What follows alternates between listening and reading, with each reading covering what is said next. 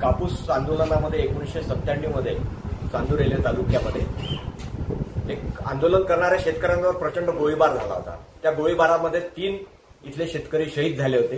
त्या शहीदांच्या स्मृतीनिमित्त एक स्मारकाचं बांधकाम आज पूर्ण होत आहे आणि त्याचा लोकार्पण समारोह हा 6 तारखेला मंगळवारी पूर्ण करणार आहे। त्याच्यासाठी वामनराव चटप, सर्वस्ताई काशीकर आणि प्रमुख सगळी नेते मंडळी या कार्यक्रमाला हजर राहणार आहेत। शेतकरी संघटनेचे अध्यक्ष ललितदादा बहाळे,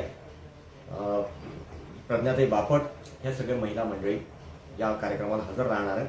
संबंध महाराष्ट्रातून लोकार्पण समारंभासाठी सगळ्यांनी यावं अशी संघटनेतर्फे आम्ही विनंती करतो।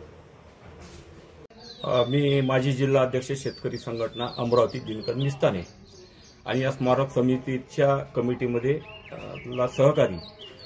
तर या ठिकाणी 1997ला जो गोळीबार झाला होता त्यावेळेस राजना एकनाथपूर फाट्यावर एकनाथपूरचे प्रकाश काळे, हिरपूरचे प्रमोद जवळकर आणि रेणुकापूरचे गणेश शिंदे हे शहीद झाले होते।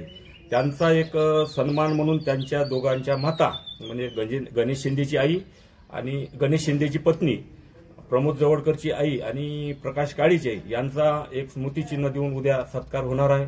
त्यांच्या सत्कारासाठी शेतकरी संघटनेचे महाराष्ट्राचे प्रमुख नेते श्री वामनरावजी चटप, माजी आमदार राजुरा, सौ सर्वस्ताई काशीकर, माजी आमदार देवडी आणि इतर सगळे, ललित बहाळे महाराष्ट्र शेतकरी संघटनेचे अध्यक्ष हजर राहणार आहे। मी सर्वांना चांदूर रेल्वे तालुक्याच्या वतीनं, स्मारक समितीच्या वतीनं आवाहन करतो, सगळ्यांनी उद्या 6 तारखेला सकाळी 9 वाजता एकनाथपूर या ठिकाणी हजर राहावं असं मी आवाहन करतो।